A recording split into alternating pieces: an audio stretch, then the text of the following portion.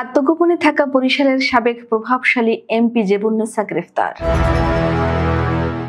বরিশাল ৫ আসনে পতিত আওয়ামী লীগের সাবেক এমপি জেবুন্নেসা আফরোজকে গ্রেফতার করা হয়েছে।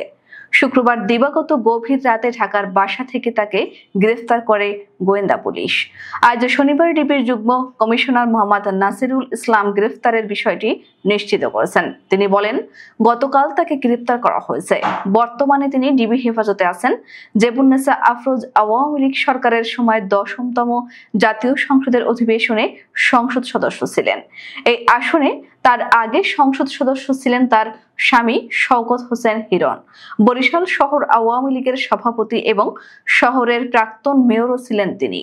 পরে ২০১৪ সালে ৯ এপ্রিল হিরণ মারা গেলে আসনটি শূন্য হয়ে পড়ে। তখন এই আসনে উপনির্বাচন আওয়ামী লীগের হয়ে নির্বাচনে অংশ নিয়ে জয়লাভ করেন জেবুন্নেসা। ওই পরিবারের ঘনিষ্ঠ আওয়ামী লীগ নেতা অ্যাডভোকেট মঞ্জুরুল ইসলাম জানান, শুক্রবার দিবাগত গভীর রাতে জেবুন্নেসাকে ঢাকার বাসা থেকে আটক করা হয়েছে। বর্তমানে তিনি ডিবি হেফাজতে আছেন। উল্লেখ্য, এর আগে আওয়ামী লীগের সাবেক সংসদ সদস্য ও সঙ্গীত শিল্পী মমতাজ বেগমকে গ্রেফতার করেছে ঢাকা মহানগর গোয়েন্দা পুলিশ। সোমবার রাত ১১:১২টার দিকে রাজধানীর ধানমন্ডির স্টার কাবাবের পেছনে একটি বাসা থেকে তাকে গ্রেফতার করা হয়। ঢাকা মহানগর পুলিশের মুখপাত্র উপকমিশনার মোহাম্মদ তালেবুর রহমান বিষয়টি জানিয়েছেন। তিনি জানান, মমতাজ বেগমকে গ্রেফতারের পর ডিবি কার্যালয়ে নেওয়া হয়েছে। তার বিরুদ্ধে ঢাকা ও মানিকগঞ্জের বিভিন্ন থানায় হত্যা ও হত্যা চেষ্টা সহ একাধিক মামলা রয়েছে। তাকে আজ মঙ্গলবার আদালতে হাজির করে রিমান্ড আবেদন করা হবে। গত বছরের ৫ আগস্ট আওয়ামী লীগ সরকার পতনের পর থেকে আত্মগোপনে ছিলেন মমতাজ বেগম। তিনি ২০০৮ সালে ৯ম জাতীয় সংসদের সংরক্ষিত মহিলা আসনে সদস্য মনোনীত হন। ২০১৮ সালে একাদশ জাতীয় সংসদ নির্বাচনে মানিকগঞ্জ ২ আসন থেকে নির্বাচিত হন মমতাজ।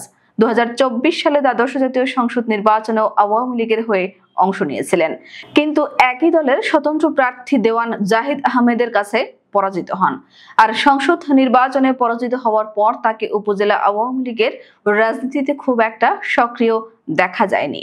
এদিকে রাজধানীর বিভিন্ন এলাকা থেকে আওয়ামী লীগ ও তার অঙ্গ সংগঠনের আরো ৪ সদস্যকে গ্রেফতার করেছে ডিবি। তারা হলেন ৩২ নম্বর ওয়ার্ড আওয়ামী লীগের সদস্য ও ওয়ার্ড যুবলীগের সাবেক সভাপতি মোহাম্মদ আরমান, ঢাকা দক্ষিণ সিটি কর্পোরেশনের ৬৭, ৬৮, ৬৯ নম্বর ওয়ার্ডের সংরক্ষিত সাবেক মহিলা কাউন্সিলর মাহফুজা আক্তার হিমেল, ২ নম্বর গুলিস্তান ইউনিট যুবলীগের সাংগঠনিক সম্পাদক মোহাম্মদ মোজাম্মেল এবং আওয়ামী স্বেচ্ছাসেবক লীগের ঢাকা মেডিকেল কলেজ ইউনিট সদস্য মোহাম্মদ সুমন। গ্রেফতার ৪ জনের বিরুদ্ধে সুনির্দিষ্ট অভিযোগে বিভিন্ন থানায় মামলা রয়েছে।